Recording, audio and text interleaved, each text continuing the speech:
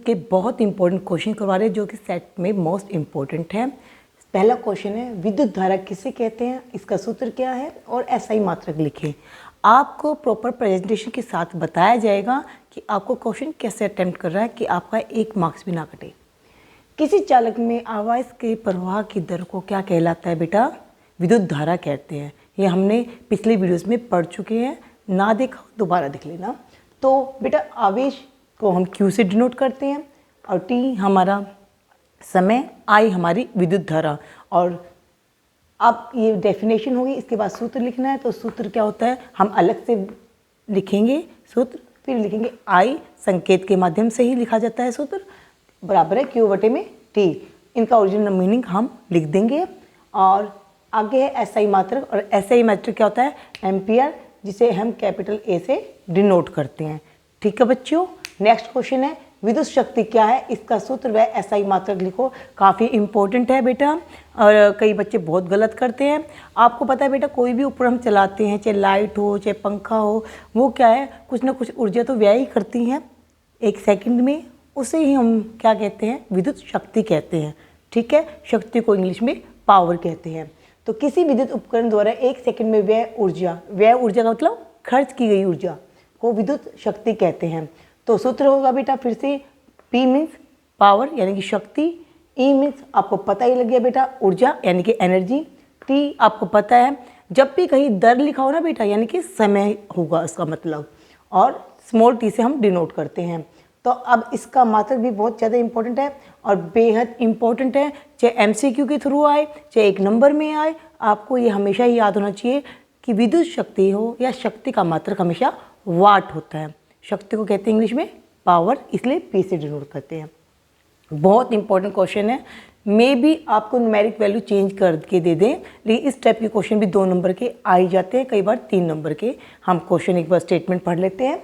एक 60 वाट का बल्ब, यहाँ से बेटा पता लग रहा है 60 वाट, वाट किसका मात्रक है, मात्रक देख के हमें पता लग जाता है बेटा कौन सी राशि है, कौन सी क्वांटिटी है। तो वाट किसका है, पावर यानी शक्ति का, यानी कि P की वैल्यू दे रखे हमें 60 वाट। ठीक है, और वाट को हम W से डिनोट करते हैं। बल्ब प्रतिदिन 5 घंटे यानी कि एक दिन में 5 घंटे जलता है, तो उसके दोबारा 30 दिन में यानी कि पूरा महीना 30 दिन, अगर एक दिन में 5 घंटे तो 30 दिनों में 30 गुना में 5 यानी कि 150 घंटे जलेगा ना बल्ब, तो 150 घंटे हो गया। कितनी ऊर्जा खर्च होगी, तो बेटा अभी हमने सूत्र लिखा था P बराबर है E बटे में T, है ना, पक्का याद हो गया होगा अब तक। तो हमें निकालना ऊर्जा यानी कि एनर्जी, तो इसके लिए T क्या है, गुना में चला जाएगा इस तरफ, यानी कि E बराबर PT हो जाएगा।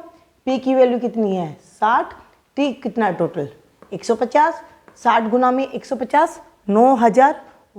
तो बेटा यहाँ पे देखो शक्ति का मात्रक वाट और समय का मात्रक यहाँ पे कितना दे रखा है, घंटा, वाट घंटा।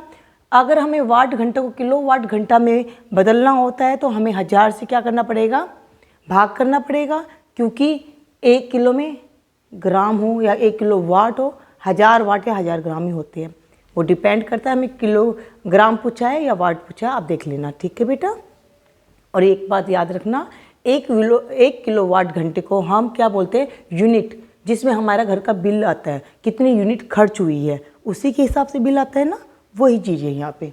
तो यहाँ पे बेटा 9 किलो वाट घंटा निकाल दिया 1000 से भाग करके, क्योंकि यहाँ पे वाट घंटे को 1000 से भाग करके 9 किलो वाट घंटा में कन्वर्ट कर दिया, बदल दिया है। और किलो वाट घंटा को अभी मैंने क्या बताया, यूनिट बोलते हैं। ठीक है बेटा, ये आंसर हो गया। कितना सिंपल है, क्वेश्चन में आ जाता है। प्लीज़ गलत मत करना, वीडियो को चाहे 1 बार देखो 2 बार देखो, सूत्र की प्रैक्टिस पहले करवा चुकी हूँ, सूत्र हमेशा याद होनी चाहिए, ओरिजिनल मीनिंग पता होना चाहिए।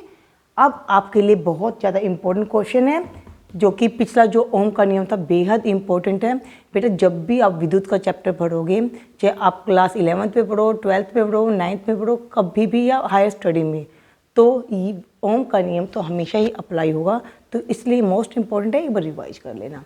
अब क्वेश्चन ये है, अभिकथन ए, किसी विद्युत परिपथ में 2 बिंदुओं के बीच विभवांतर को मापने के लिए वोल्ट मीटर का उपयोग किया जाता है।